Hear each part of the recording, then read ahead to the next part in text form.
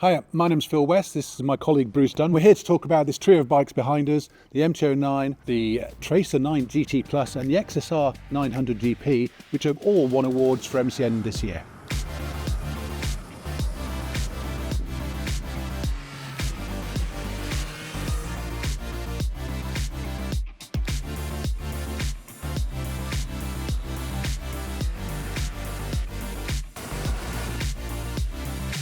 Obviously, the one thing that connects all these three bikes is the CP3 triple engine that started life in the MCN back in, what, Bruce, 2014? 10 years ago. Yeah, and it's always been a brilliant engine, hasn't it? What is it about it? The versatility of it.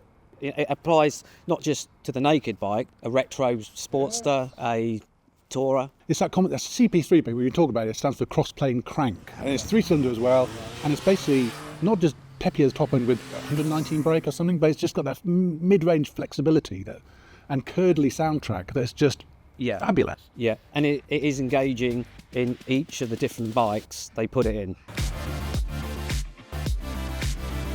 So the MCN back in 2014, it was already the star of the show. Yeah. 10 years on, we got this latest one, which has now got revised riding position, better dash, new switchgear, and it's almost faultless to me as a roadster. It's an affordable roadster. It's light, it's manageable, but now it's got an attitude to it and a level of equipment to it that's as good as anything. Yeah, it's been more refined and it's been developed over the years, but it's still, at its heart, it's still got that spirited performance. Which is all down to that engine. Yeah, and as we've seen in this award, it sort of sets itself apart and elevates it above the rest. Yeah. And one of the things for me as well, especially in MCN guys, is 900 triple. It's not 1000cc4, so it's a little bit lighter, a little bit smaller, a little bit narrower. Yeah.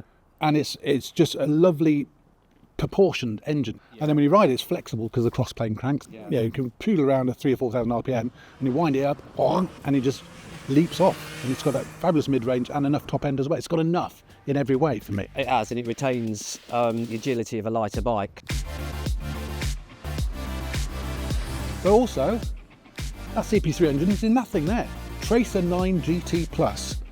They've decked it out with everything. It's got active suspension. It's got radar. It's got everything. Radar assisted braking, which I think is a world first. Heated grips, adjustable screen, luggage. But getting back to the engine, it makes light work of pulling all that extra technology.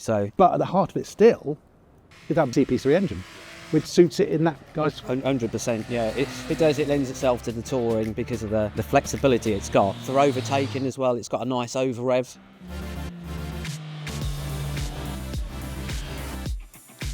And now this year as well, we've got the XSR900 GP. It looks fab. It evokes memories of Rainey, Mackenzie, Lawson, Alan Carter, the seat. It's beautifully done. Its riding position is very different to the other two. It's got the latest TFT dash, got new switchgear, and it's got that CP3 engine, and it just works, doesn't it? Even at the NEC show, Motorcycle Live last year, it was one of the bikes that stole the show. Everybody was excited about it. I've ridden all these bikes before, but only today was the first time I've ridden the XSR straight after the MCN. And I was surprised actually how different it was.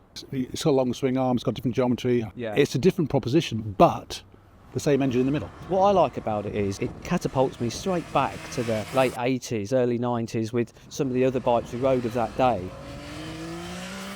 So, Bruce, three great bikes, three very different bikes, but if for you were going to ride around one right now, which would it be? Easy. XSR 900 GP in that colour. Me, I'm talking about, I love it to look at, but to ride, it'd be the MCN, I think. Although the GT Plus, it's a thing. Either way, you won't go wrong, so. No, you won't.